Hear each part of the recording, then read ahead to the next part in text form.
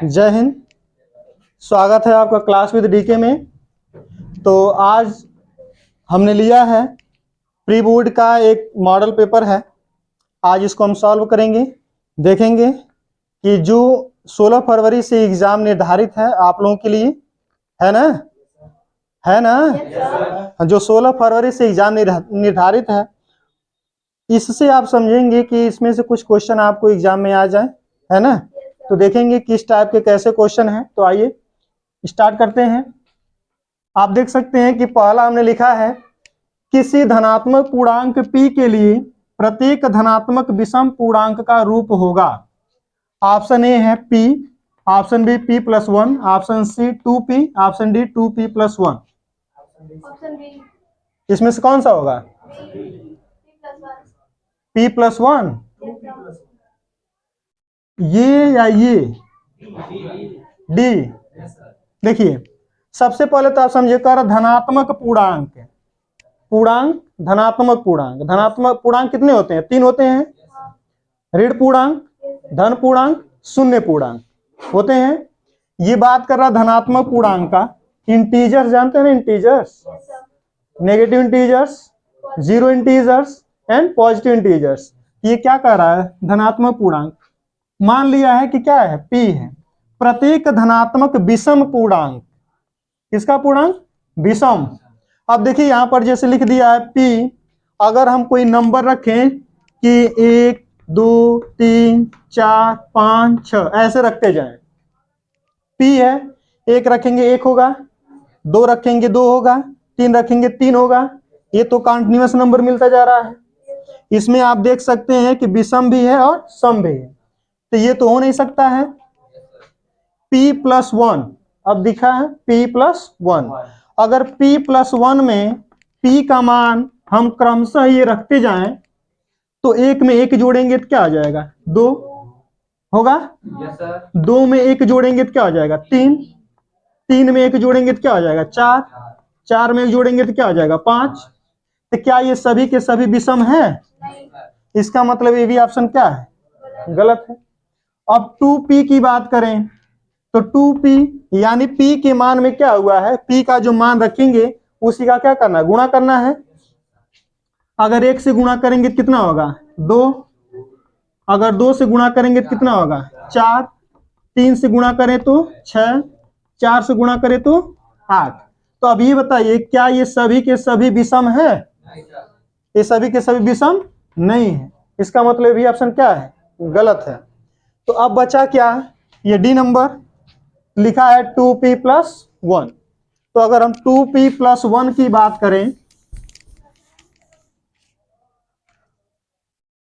तो 2p+1, जबकि p का मान हमको क्रम से 1 2 3 4 5 6 रखते जाना है। अगर हम p का मान 1 रखें तो 2 1 कम 2 प्लस 1 कितना हो गया? 3। अगर हम 2 रखें, 2 दूना 4 प्लस 1 कितना हो गया? 5 हो गया। 3 रखें, 2 3 6 प्लस 1 कितना हो गया? 7 हो गया। 4 रखें तो कितना हो जाएगा? 9। अब देखें 3 क्या है? विषम संख्या। 5 क्या है? विषम संख्या। 7 क्या है? विषम संख्या। 9 क्या है? विषम संख्या, है ना? तो इसका मतलब हमारा ऑप्शन डी सही होगा। 2p+1, 2p+1 यानी 2p+1। समझ में आया? सबसे बड़ा तो यही है कि एकदम करते रहते हैं सब। दूसरा नंबर अभी निकल जाने दीजिए, हाईवे हो गया है। किसी दिन ही हेलीकॉप्टर उतार देंगे। पीछे उतरा था ना रामगढ़ ताल में पीछे। देखिए दूसरा कह रहा है कि यदि 2 संख्याओं का HCF 1 है तो वे संख्याएं कहलाती हैं।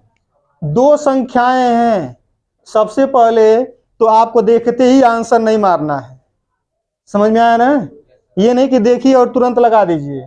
पहले प्रश्न को पढ़िएगा, समझिएगा, फिर उसके बाद आंसर देने की कोशिश करिएगा। समझ में आया? नहीं तो बाहर आने के बाद पता करिएगा कि तुम्हारा क्या था? ए, हम तो बी लगाए हैं, तो पता चले वहां फिर रोना पड़ जाए 1 नंबर के लिए। कर 2 संख्याएं हैं, क्या हैं? कोई दो संख्या है उनका एचसीएफ निकाले हैं, एचसीएफ हाईएस्ट कॉमन फैक्टर, जिसको हम क्या कहते हैं, मौसा कहते हैं, क्या कहते हैं, मौसा कहते हैं, वो कह रहा है एक है। दो संख्याओं की बात कर रहा है। यहाँ कोई संख्या दे दिया होता, कहता कि कोई संख्या है उसका क्या है, मैक्सिमम कॉमन फैक्टर एक है, ठीक है। तो कोई एक संख्या की बात करता, कोई संख्या, तो हम कह सकते हैं कि वो अभाज्य संख्या होगा, कि जो केवल उसी के पहाड़ा में आता है ना, एक के पहाड़ा में सब आता है, तो वहां हो सकता है। लेकिन ये दो संख्याओं की बात कर रहा है। कोई दो संख्या लेना है, जैसे कि मान लीजिए अगर हम 4 और 6 ले लिए, दो संख्याएं हैं, इनका हम मौसा निकालेंगे एचसीएफ, तो कितना होगा, 2 हो जाएगा ना, 2 दूना 4, 2 तिया 6, 2 से कट जा रहा है, तो इसका एचसीएफ कितना हो गया, 2 हो गया। लेकिन अगर हम यही लिख दें 4 और 5, इनका एचसीएफ कितना होगा, देखिए 4 का लिखेंगे तो 2 गुणा 2 गुणा 1, 5 का लिखें तो 5 गुणा 1, इसमें क्या मिल रहा है, एक ही तो मिल रहा है ना। तो इन दोनों का जो कॉमन फैक्टर है वो क्या है, 1 है, ठीक है। और जब भी ऐसा होता है, यानी कि 4 और 5 जो हो गए, वो क्या कहलाते हैं, सह अभाज्य संख्याएं। क्या कहलाती हैं, सहअभाज्य संख्याएं, ठीक है, यानी को प्राइम नंबर। तो इसमें हमारा कौन सा ऑप्शन सही होगा, बी, सहअभाज्य संख्याएं, ठीक है। कर यदि दो संख्याओं का एचसीएफ 1 है तो वे संख्याएं कहलाती हैं, यानी कि सहअभाज्य संख्याएं। समझ में आ गई बात, नोट करेंगे।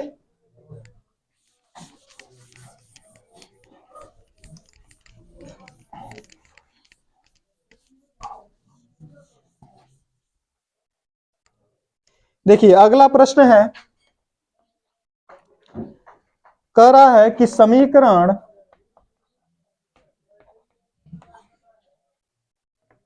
x माइनस वाई बराबर 2 एवं x प्लस वाई बराबर 2 का हल होगा।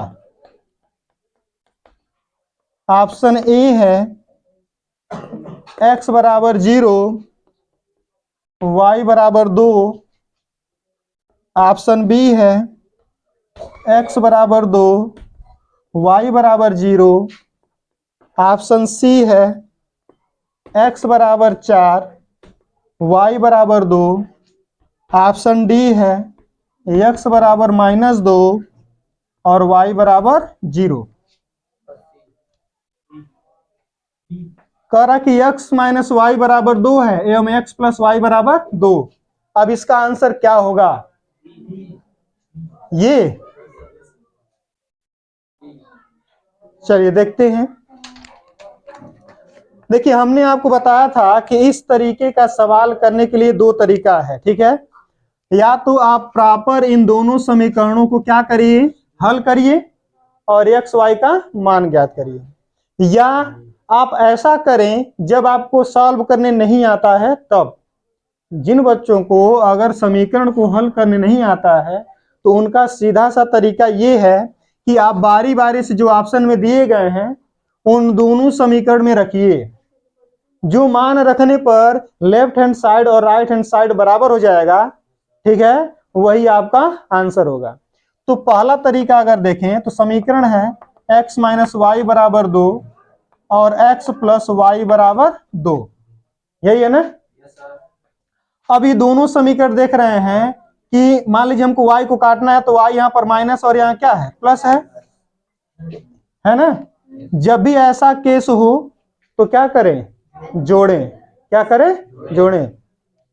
जैसे हमने पहले बताया था कि माइनस माइनस जब आए तो माइनस माइनस को जोड़ोगे उत्तर माइनस में आएगा, प्लस और प्लस को जोड़ोगे उत्तर भी प्लस में आएगा। जब माइनस और प्लस हो जाए तो उनको हमेशा घटाएंगे, उसको हमेशा घटाएंगे। किस केस में? जब वो केस हो आपको बीजगणित में जोड़ने वाला हो तब। ठीक है, जैसे आपको -3x -4x कह दिया, तो उस कंडीशन में आप जोड़ोगे तो क्या हो जाएगा? -7x हो जाएगा। ठीक है, +3x +4x को जोड़ोगे तो क्या हो जाएगा? 7x हो जाएगा। और अगर -3x +4x हो तो उसको क्या करोगे आप? हमेशा घटाओगे। तो यहां तो उत्तर माइनस में आएगा, यहाँ प्लस में आएगा, लेकिन यहाँ पर माइनस भी हो सकता है और प्लस भी हो सकता है, वो डिपेंड करता है कौन ज्यादा है। तो बीजगणित के जोड़ और घटाने में आप ये काम करते हैं, है ना। लेकिन जब समीकरण की बात करें, ठीक है, किसकी बात करें? समीकरण की बात करें, तो समीकरण में जब ये दोनों विपरीत हों तो उन दोनों समीकरणों को क्या करिए? जोड़ दीजिए। तो यहां से ये दोनों क्या हो जाएंगे? कट जाएंगे। x और x कितना हो गया? 2x। इधर कितना हो गया? 4। अब इस 2 से इसको काट दीजिए, x बराबर क्या हो गया? 2 हो गया। अब इसी x का मान किसी भी समीकरण में रख दीजिए। तो मान लीजिए समीकरण है x + y बराबर क्या है? 2 है। 2 को यहां रख दीजिए, 2 को इधर ट्रांसफर करिए, विदेश भेज दीजिए। तो 2 - 2 यानी y का मान क्या आ गया? 0। अब आप देखिए इसमें कि x का मान 2 और y का मान 0 किस में है? बी में, यानी ये ऑप्शन आपका सही हो गया। समझ में आया? लेकिन अगर मान लीजिए किसी को नहीं लगाने आ रहा है, उसका क्या तरीका है? करना क्या है? मान लीजिए अगर हम पहले x = 0 y = 2 रखें, समीकरण है हमारे पास x - y = 2। अब इसी में आप क्या करिए? x और y का मान रख दीजिए। तो x का मान हो गया 0, y का मान कितना हो गया? 2 बराबर 2। अब इधर -2 है, जबकि इधर क्या है? 2 है। क्या ये दोनों बराबर हैं? इसका मतलब क्या हो गया? गलत हो गया। इसमें अगर हम चलें, ये मान रखें, तो x - y बराबर क्या है? 2 है। अब x = 2 रखना है, y = 0, तो 2 - 0 = 2, यानी 2 बराबर क्या आ गया? 2। यानी जितना लेफ्ट हैंड साइड है उतना ही राइट हैंड साइड है। इसका मतलब ये ऑप्शन हमारा सही है। ठीक है, तो या तो आप उसको सॉल्व करके लगाइएगा, या तो उसको ऐसे मान रख करके लगाइएगा। तो ऑब्जेक्टिव क्वेश्चन में सबसे आसान तरीका है कि आप उसको मान रखते जाए, अगर नहीं आ रहा है तो। समझ में आया? बोलिए।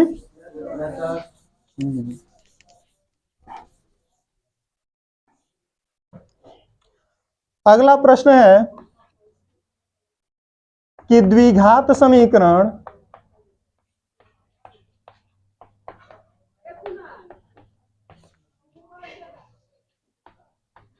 (3x² - 6x + 4 = 0 का विविक्त कर।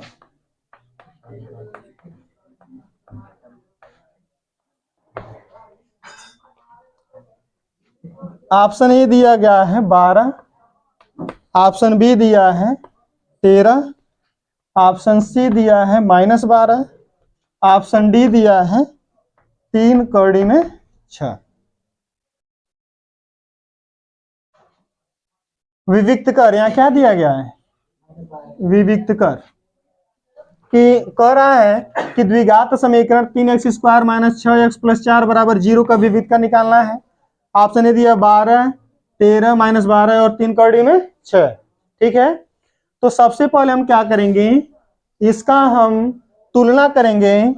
3x² - 6x + 4 = 0 की तुलना हम किससे करते हैं?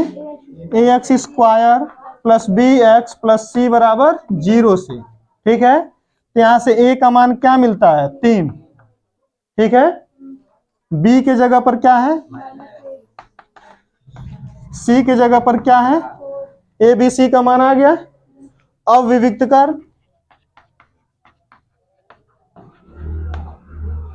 कर, इसको हम किससे लिखते हैं? डी से ये होता है बी स्क्वायर माइनस 4ac। तो बी का मान देखिए क्या है, -6 का स्क्वायर -4, ए का मान क्या है 3 है, और सी का मान क्या है 4 है। तो माइनस हो या प्लस हो, उसका वर्ग जो है धनात्मक ही होता है। 6 का वर्ग कितना हो गया 36, 4 चौक 16, 3 48। अब ये छोटा ये बड़ा है, तो अभी हमने अभी बताया था +36 -48। क्या करिए घटा दीजिए, घटाएंगे तो कितना बचेगा -12 आएगा। ऐसे घटाने बड़े में से छोटे घटा लीजिए, तो आ गया -12। समझ गए? तो ऑप्शन सी हमारा सही हो जाएगा। ठीक है, नोट करेंगे, नोट नहीं करेंगे? नोट नहीं करोगे तो कैसे सीखोगे? नोट नहीं करोगे तो हैं?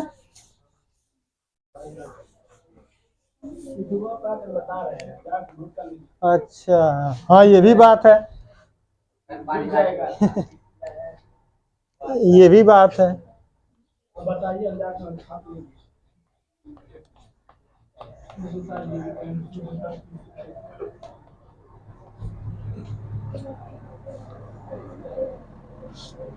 यहाँ यही दिक्कत होगा।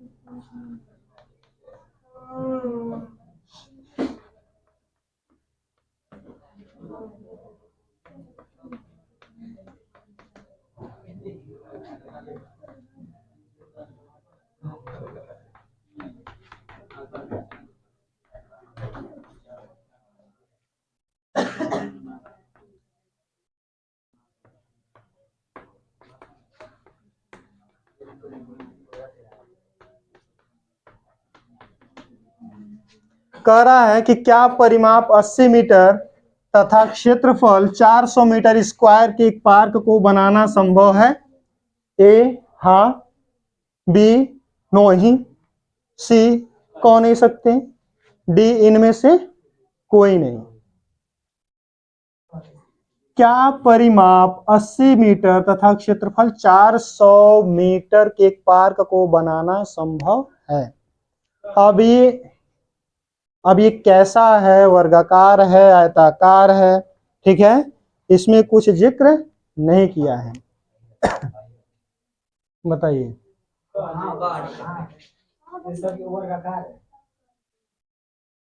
कैसे करेंगे इसको?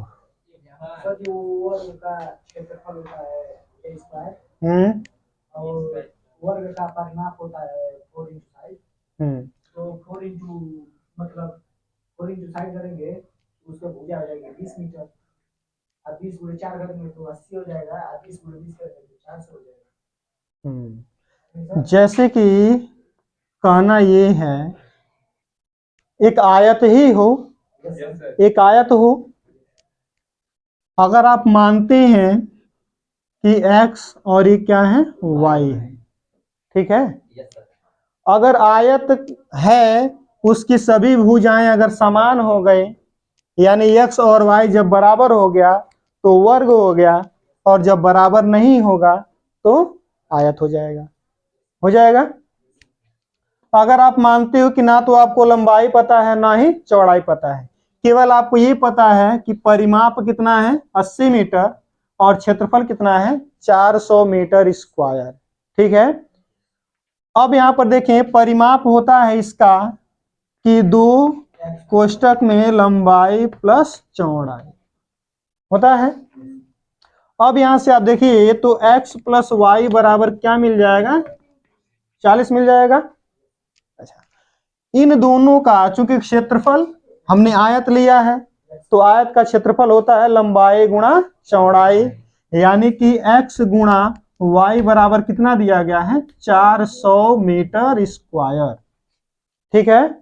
अब यहां से हम ये भी तो कर सकते हैं कि किसी एक को इधर पक्षांतर कर दें तो x बराबर हो जाएगा 40 माइनस वाई हो जाएगा। अब आप x की जगह पर क्या करिए 40 माइनस वाई रख दीजिए, गुणा क्या हो जाएगा y बराबर 400।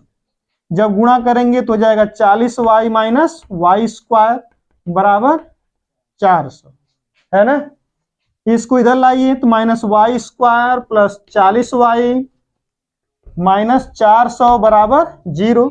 माइनस से गुणा कर दीजिए तो y square minus 40y plus 400 बराबर 0। अब गुणा करने पर 400 आ जाए और जोड़ने पर कितना आ जाए 40 आ जाए, 20 और 20, यानी कि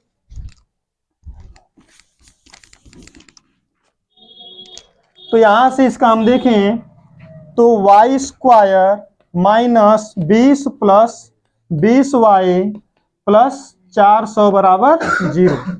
तो हो जाएगा y square minus 20y minus 20y plus 400 बराबर 0। हम यहाँ चाहते तो a माइनस बी का होल स्क्वायर भी लगा सकते थे। देखिए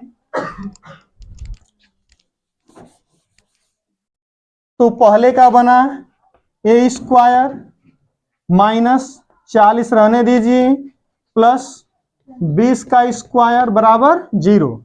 अब लिख सकते हैं ए स्क्वायर माइनस 2a का मान y b का मान 20 प्लस 20 का स्क्वायर बराबर 0। ये हो जाएगा y माइनस 20 का होल स्क्वायर बराबर 0। तो y माइनस 20 बराबर 0, तो y बराबर कितना आ गया 20 आ गया, ठीक है। और हमने अभी देखा कि अगला हमारा था कि परिमाप x प्लस वाई बराबर कितना आया था 40 था, तो y का मान 20 आ गया। तो x बराबर 40 माइनस 20 यानी x का मान कितना आ जाएगा 20।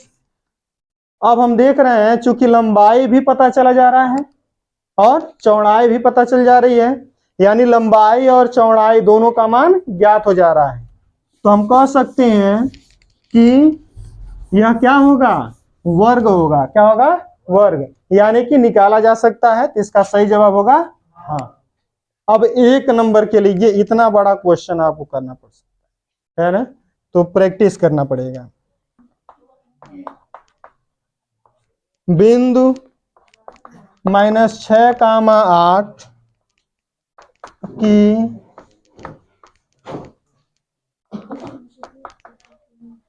मूल बिंदु से दूरी है A 8, B 2 कड़ी में 7, C 10, D 6। कर मूल बिंदु से दूरी, मूल बिंदु से दूरी, मूल बिंदु क्या होता है, मूल बिंदु क्या होता है 0,0। अब 0,0 ये हो गया x1 और ये हो गया y1, और जो बिंदु दिया गया है वो क्या है x2 और y2। मूल बिंदु से दूरी आप डायरेक्ट लिख सकते हैं, है ना। मूल बिंदु से दूरी आप डायरेक्ट लिख सकते हैं कि अगर आप इसको मान रहे आखिर इसमें घटाएंगे x2 माइनस x1 का square plus y2 minus y1 का स्क्वायर। तो इसका मतलब ये होगा कि x2 क्या है -6 माइनस 0 का स्क्वायर, y2 क्या है 8 माइनस 0 का स्क्वायर। ये हो जाएगा 36 और ये हो जाएगा 64। जोड़ेंगे कितना हो जाएगा 100, 100 का वर्गमूल 10। या तो जब भी मूल बिंदु से पूछेगा तो डायरेक्ट -6 का स्क्वायर प्लस 8 का स्क्वायर, तो हो जाएगा 36 प्लस 64 कड़ी में 100 यानी कि 10। समझ में आया? ऐसा नहीं लग रहा हम ही बता रहे हैं, हम ही समझ रहे हैं।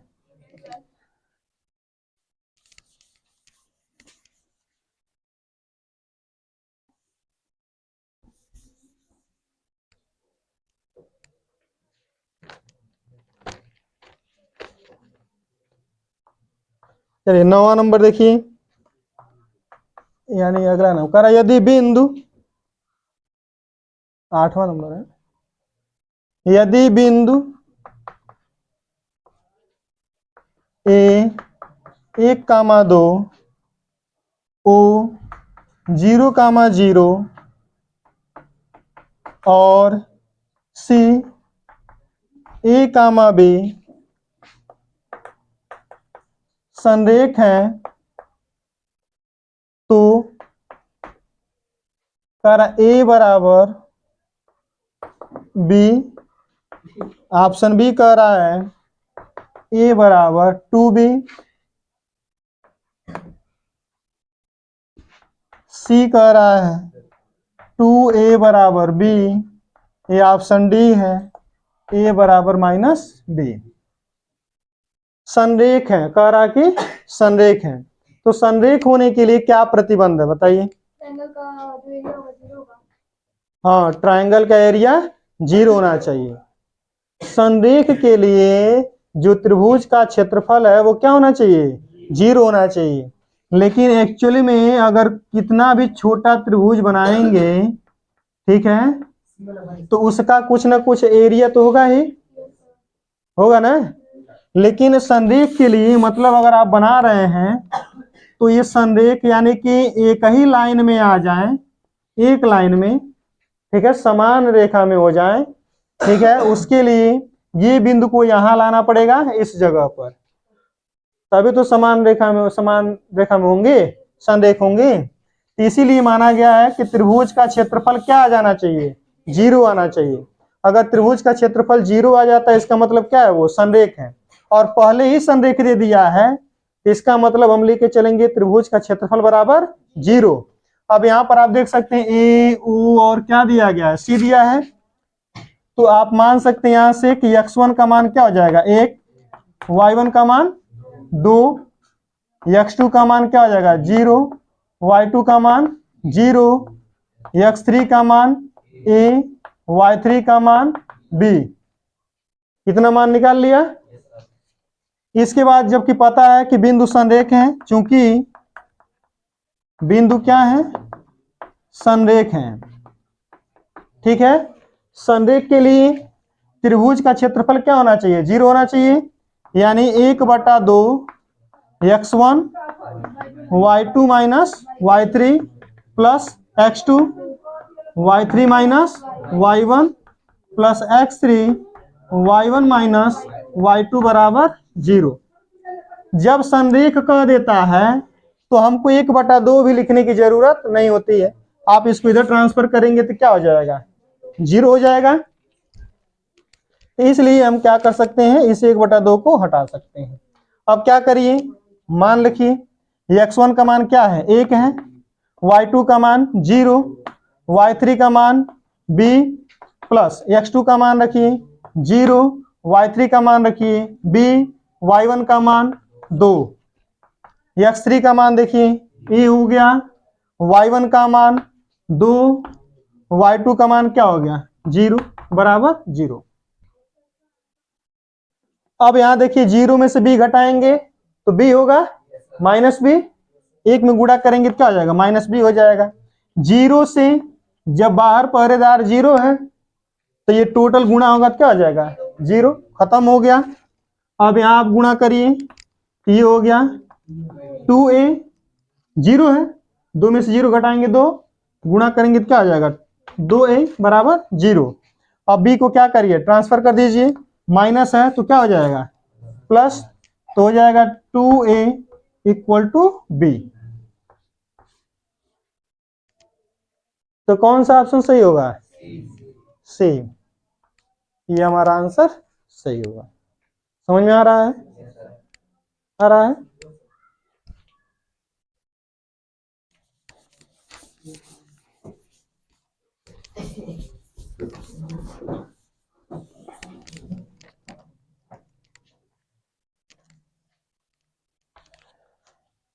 देखिए कह रहा है कि 9 sec square a minus 9 sec tan square a A का मान ऑप्शन ए कह रहा है कि 1, option B 8, option C 9, option D 10। इसमें से कौन सा सही होगा? 9 sec square A minus 9 tan square A, इसका कौन सा ऑप्शन सही होगा? Option A 1, 8, 9, 10। देखिए 9 sec square A minus 9 tan square A, इसमें कुछ कॉमन दिखाई दे रहा है? कुछ कॉमन है? क्या है? 9 कॉमन ले लीजिए, क्या आ जाएगा? सेक square A minus tan square ए हो जाएगा। अच्छा, अब याद रखने वाली बात यह है कि सेक square A minus tan square ए बराबर क्या होता है? 1। क्या होता है? 1। तो इसका मान क्या हो गया? 1। तो 9 गुणा 1 कितना हो गया? 9। तो ऑप्शन सी आपका सही होगा। समझ रहे हैं?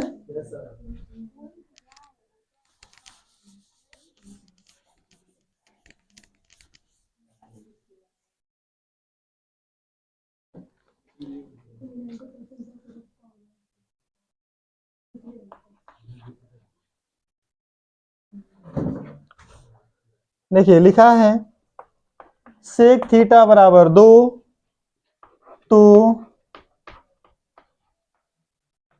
थीटा का मान होगा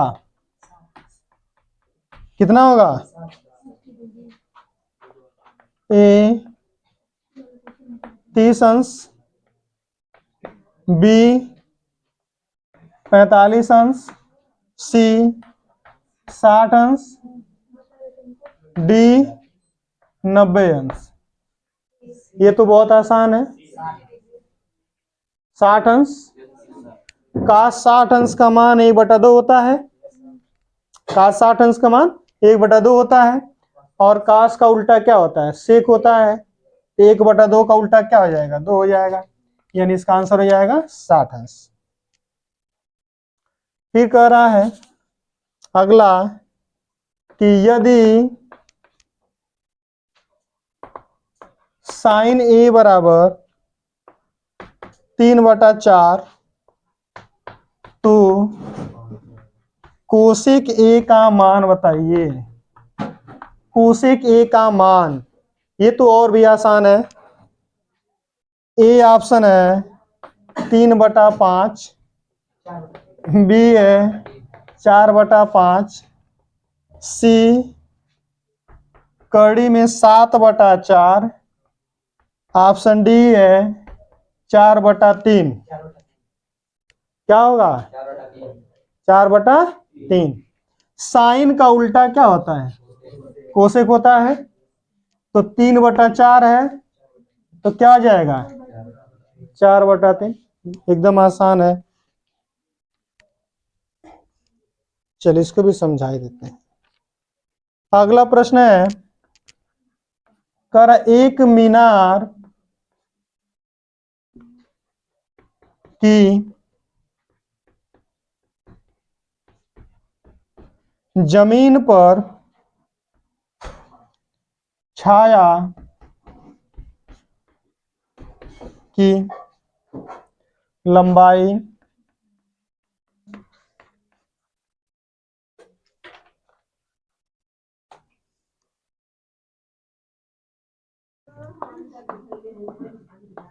उसकी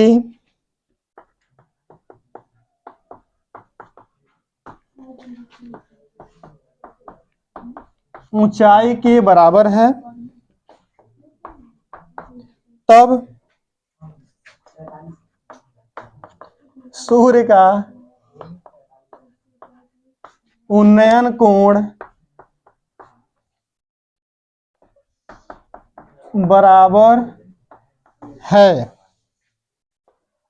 कह रहा है 30 अंश, 45 अंश, 60 अंश, 90 अंश। कौन सा सही है? 45 अंश। देखिए एकदम सिंपल सा था, इसमें कुछ करना ही नहीं है ना। जब दो चीजें हो जाएं, कह रहा कि मीनार की जमीन पर छाया की लंबाई उसकी ऊंचाई के बराबर हो जाए। जब छाया की लंबाई मीनार की ऊंचाई के बराबर हो, ठीक है। जैसे मान लीजिए अगर हम ही खड़े हैं, हम खड़े हैं तो हम जितने लंबे हैं उतनी ही लंबी हमारी छाया भी बन रही है, तो उन दोनों के बीच जो बनने वाला कोण होगा वो कितना होगा? 45 अंश होगा, ठीक है। इसके अलावा भी अगर आप नहीं जानते हैं, नहीं समझ पाते हैं, तो इसको मान लीजिए कि क्या ये मीनार है और मीनार की ऊंचाई को मान लीजिए क्या है? h है। ये इसकी छाया की लंबाई है और ये भी क्या हो जाएगा? h हो जाएगा, क्योंकि कह रहा कि दोनों क्या है? बराबर हैं। इसको मिला दीजिए, यहाँ पर 90 अंश है, ठीक है। ये बन गया समकोण त्रिभुज। जब हम अब जानते हैं कि ये क्या कहते हैं? इसको लंब, और ये क्या होता है? आधार। जब हम लंब और आधार का रेशियो लेते हैं तो क्या होता है? tan, ठीक है। यहां से देखें थीटा लेकर के, तो tan थीटा बराबर क्या हो जाएगा? लंब बटा आधार, यानी h बटा h। तो tan थीटा बराबर क्या हो जाएगा? 1, और tan कितने अंश का मान 1 होता है? तो tan 45 अंश, तो थीटा बराबर क्या हो जाएगा? 45 अंश, ठीक है। चूंकि ऑब्जेक्टिव क्वेश्चन है तो आपको इतना लगाने का समय मिलेगा नहीं। अगर आ रहा है, केवल आप इतना जानिएगा कि छाया की लंबाई उसकी ऊंचाई के बराबर है, तो इस कंडीशन में हमेशा कोण कितना होता है? कोई भी वस्तु है जितनी उसकी लंबाई है, अगर उसकी छाया की लंबाई भी उतना ही है, तो आप निसंदेह कह सकते हैं कि 45 अंश का कोण बनेगा। समझ गए? यानी ये कोण कितना हो जाएगा? 45 अंश।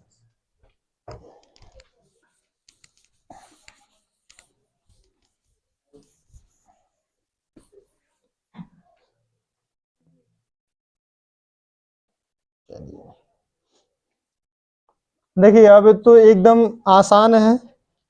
कह रहा कि r त्रिज्या वाले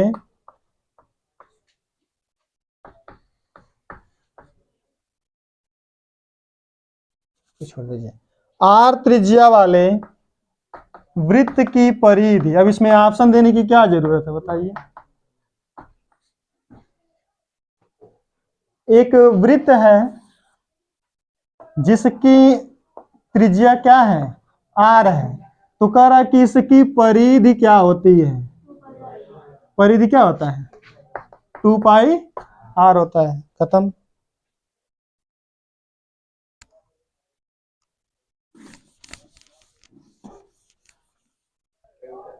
समझ में आया है?